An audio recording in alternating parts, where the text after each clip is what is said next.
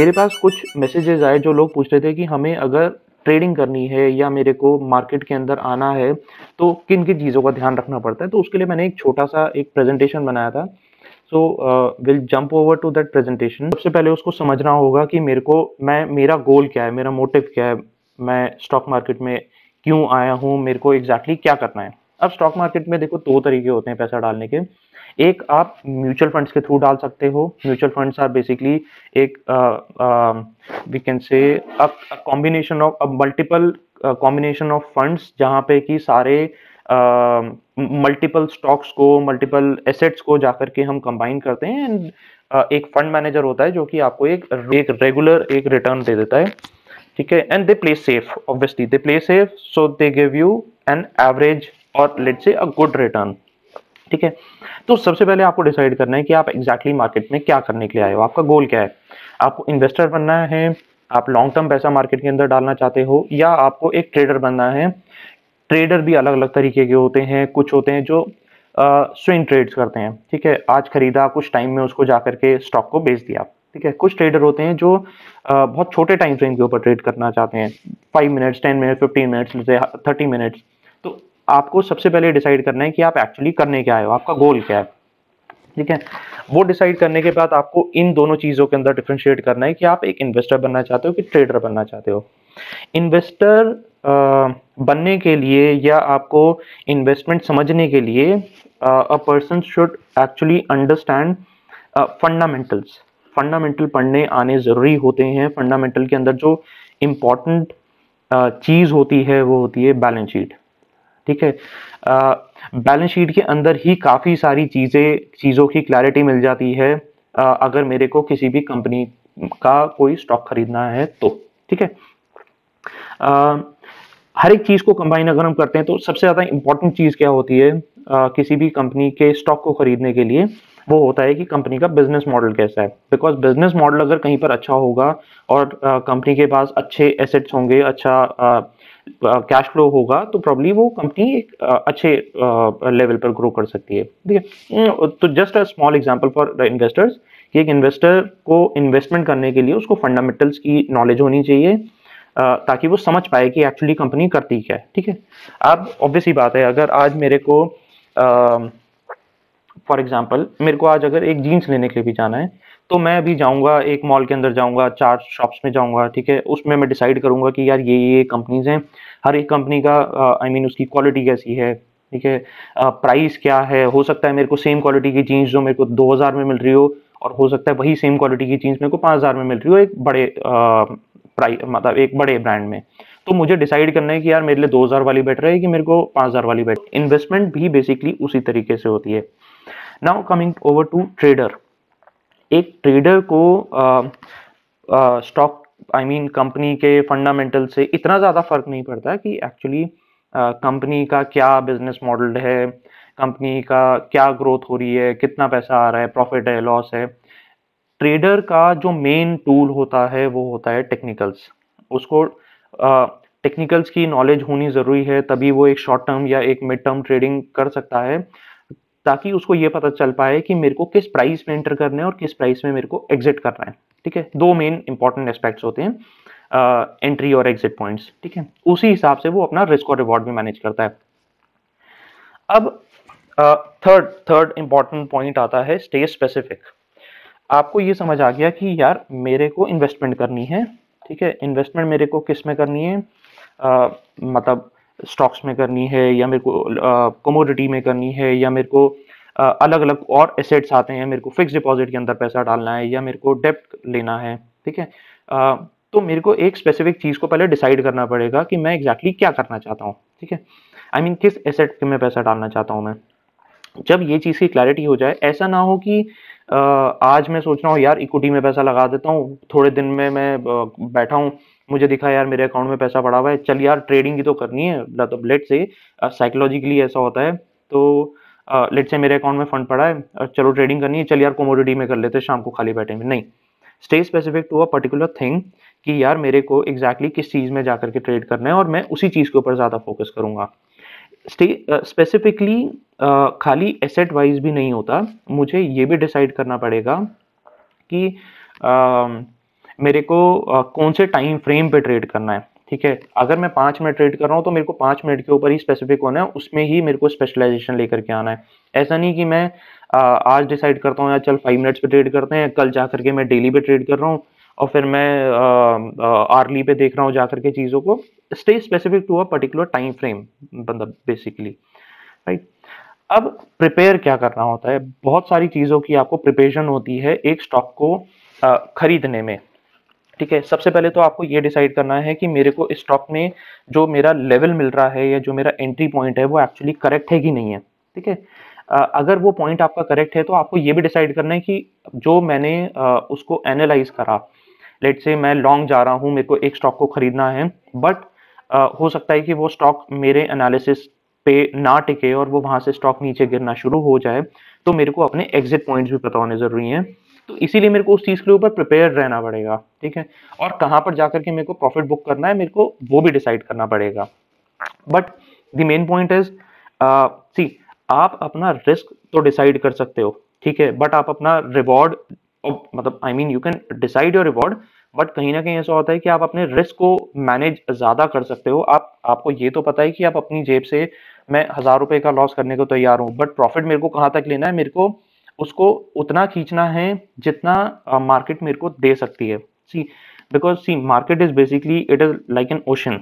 आप जितना पैसा इसके अंदर डालोगे डाल दो, खत्म हो जाएगा। ओशन है, बिल्कुल पानी भरा पड़ा है। आप, हम तो बहुत छोटे रिटेलर्स हैं, आप 2 डब्बे पानी भी डाल दोगे और आप पूरी की पूरी उठा के बाल्टी भी डाल दोगे, वो पानी गुम हो जाएगा कहीं पर भी जा करके।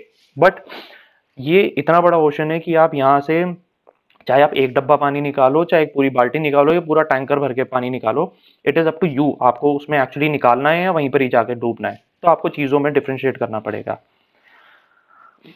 फिर आ जाता है इमोशंस पे कंट्रोल करना, ठीक है। इमोशंस पे कंट्रोल करना भी बहुत ज्यादा जरूरी है। क्यों? मैंने जैसे आपको अभी पिछली स्लाइड में बताया कि लेट से आपने आपने एक प्रिपरेशन करी, एक एनालाइज करा आपने एक स्टॉक को जा करके, और आपको समझ आ गया कि मेरे को इस स्टॉक में इस प्राइस में जा करके बाय करना है। बट आपको जब आपका एनालिसिस खराब होना शुरू हुआ, राइट, तो आपने वहां से एग्जिट लेने की बजाय आप उसको होल्ड करके बैठे रहे।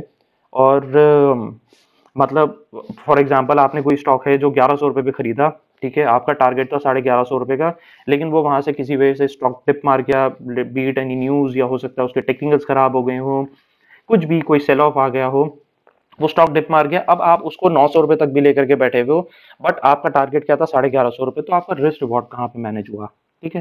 तो उसको वहां पे एग्जिट करना भी जरूरी है। बिकॉज होगा क्या, लेट से आपने, फॉर एग्जाम्पल आपके पास फंडिंग थी, आप उसको लेकर के बैठे भी रहे, बट एक्चुअल केस में क्या होगा, जब वो वापसी 1100 रुपये पर आएगा आपकी कॉस्ट पे, तो आप कहोगे यार यार एटलीस्ट मेरा पैसा तो आ रहा, मैं इसको लेके तो नक्की करूं, मैंने करना क्या उसको फिर आगे होल्ड करके, ठीक है।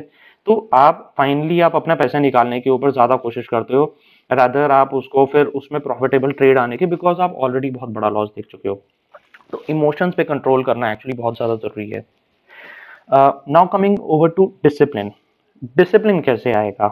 uh, मान लो कि आज मैंने, जस्ट एन एग्जांपल, मैंने आज कुछ पैसा कमाया, ठीक है। मेरे को अपना एक गोल फिक्स करना पड़ेगा सबसे पहले, कि यार मेरे को, लेट से my capital is for example 1 lakh रुपए मेरी कैपिटल है, ठीक है। सो माय गोल इज कि I should earn 3 to 5% a month, कि यार एक एक मेरा एक जनरल गोल है, मेरे को 3 से 5 हज़ार रुपये महीने का मिलता है 1 लाख के ऊपर, तो आई एम एक्चुअली सेटिस्फाइड, ठीक है। बिकॉज अगर मैं उसको नेट अगर मैं कैलकुलेट करता हूँ, तो within an year it goes to around 36-40%, अगर वो जाता है तो आई थिंक मेरे लिए वो सफिशिएंट है, मेरे को सीधे सीधे म्यूचुअल फंड से ज्यादा पैसा मिल रहा है, and I am actually satisfied. तो ये आपको डिसिप्लिन अपनी लाइफ में बनाना पड़ेगा। ऐसा ना हो कि आज आज मैंने एक ट्रेड करा, उसमें मेरे को 2,000 रुपये 3,000 रुपये प्रॉफिट हुआ, और थोड़ी देर में यार आज तो मेरे पे टाइम बचा हुआ है, और यार क्या करें, मार्केट देखते देखते, और फिर दूसरा ट्रेड मार दिया, ठीक है। अब हुआ क्या, लेट से वो जो ट्रेड आपके अगेंस्ट चले जाता है, आपने 2,000 रुपये कमाए, 3,000 रुपये कमाए, वो ट्रेड आपके अगेंस्ट गया, थोड़ा सा नेगेटिव आया, फिर आप सोचोगे अबे यार कि इससे बढ़िया तो वही था कि जो 3,000 रुपये आए थे वही लेकर के घर चले जाता, ठीक है, आराम से चिल करता उसके बाद। बट नहीं, हम स्क्रीन के आगे बैठेंगे और उसके बाद हम उसमें लॉस करेंगे, फिर वो लॉस होने के बाद कहेंगे यार चलो जो 3 आ रहे थे वो तो कर लें, फिर आप उसके ऊपर ट्रेड करो, फिर वहां से प्रॉफिट निकालो, फिर अगर मान लो फिर कोई गलत हो जाता है या जो आपका पैसा आने के बाद आप सोचते हो कि यार इससे ज्यादा क्या लॉस हो जाएगा मेरा, आज मैंने 3,000 रुपये कमा लिए, ठीक है, तो मैक्सिमम लॉस क्या है, मतलब मैं मैक्सिमम क्या झेल सकता हूँ, नेक टू नेक चले जाऊंगा, तो आप सोचते हो यार एक और ट्रेड ले लेते हैं उसको 3,000 को भी, या कभी कभी ऐसा होता है कि वो पैसा भी खत्म हो जाता है, शायद आप नेगेटिव में चले जाते हैं। तो ये डिसिप्लिन है, आपको डिसाइड करना पड़ेगा कि भाई मेरा एक गोल था, वो गोल पूरा हुआ एंड नाउ मेरे को थोड़ा सा कामली बैठना है और उसको वॉच करना है चीजों को, ठीक है। Money management money management obviously धीरे धीरे करके आपको समझ आएगा कि मेरे को एक्चुअली एक एक पर्टिकुलर स्टॉक में कितना पैसा मेरे को लगाना चाहिए। ऐसा ना हो कि मेरी कैपिटल 1,00,000 रुपए और मैं 50,000 रुपये एक स्टॉक में अंदर लगा के बैठा हुआ और मैं उसको लेके ही बैठा हुआ हूँ, शायद वो स्टॉक गिरता ही जा रहा है और वो बढ़ नहीं रहा है, ठीक है। तो वो जो अगर आप एक स्टॉक के ऊपर अगर आप ज्यादा पैसा लगाओगे और एक के ऊपर आप कम लगाओगे, तो शायद आपको जो आपकी रिटर्न है वो प्रॉब्ली आपको वो एक्सपेक्टेड रिटर्न्स ना मिल पाए। तो आपको डिसाइड करना पड़ेगा कि मेरे को मेरी कैपिटल का 3% लगाना है या 5% लगाना है एक पर्टिकुलर स्टॉक में, और तब मेरे को उसको मेंटेन करना है उसी तरीके से। सेम चीज कम ओवर टू लॉसेस। अगर मैं टारगेट करके चलता हूँ कि भाई मेरे को 3,000 रुपए का प्रॉफिट करना है दिन के अंदर, तो मैं ये भी सोच के चलूंगा कि मैं 1,000 रुपए का लॉस करने को तैयार हूँ। ऐसा ना हो कि मेरा टारगेट तो 3,000 रुपए का है बट मैं जो लॉस कर रहा हूँ वो 4 या 5,000 रुपए का कर रहा हूँ। इवेंट बेसिकली हमें ये भी सोचना होता है कि बहुत काफ़ी टाइप के इवेंट्स आते हैं मार्केट में। लेट्स से इलेक्शंस आते हैं या बीच में कोई कोई भी बड़े इवेंट्स आ रहे होते हैं, तो आपको प्लान करना पड़ेगा कि इस बड़े इवेंट पे आपको ट्रेड एक्चुअली करना है कि नहीं करना, बिकॉज उस टाइम पे मार्केट बहुत ज़्यादा वॉलेटाइल हो जाती हैं। और अगर आप इतना दुख जो इतनी वॉलेटिलिटी का अगर आप दुख झेल सकते हो तो आप जाकर के इवेंट्स पे डिसाइड करो। बट अगर in case you are a safe trader, आपको पता है कि यार ऐसे इस टाइम पे एक इवेंट आने वाला है, तो आपको डिसाइड करना पड़ेगा कि भाई मेरे को यहाँ पे ट्रेड लेना है कि नहीं लेना, ठीक है। Make notes. नोट्स क्यों जरूरी है बनाने? पहली चीज तो आपको एक जर्नल बनाना पड़ेगा कि आपकी कैपिटल क्या है, आप कितना कौन सा आपने ट्रेड लिया, उसका रीजन क्या था, उस ट्रेड से आपको कितना प्रॉफिट हुआ, उस ट्रेड से आपको लॉस कितना हुआ। इंपॉर्टेंट चीज क्या आती है, आपने किस बेसिस पे वो ट्रेड लिया, ठीक है।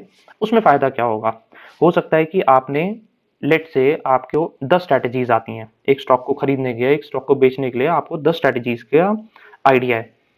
बट आपने क्या करा, आपने रेगुलर बेसिस पे हर एक अपनी स्ट्रैटेजी को टेस्ट करने के लिए आपने ट्रेड्स लिए, बट आपको ये जब तक आप उसमें जर्नल नहीं बनाओगे या आप अपने नोट्स नहीं बनाओगे, आपको ये कभी भी नहीं पता चल पाएगा कि मैंने ये कौन सी वाली स्ट्रैटेजी से मेरे को रेगुलर बेसिस पे प्रॉफिट आ रहा था या वो मेरे को वो चीज़ सूट कर रही थी, ठीक है।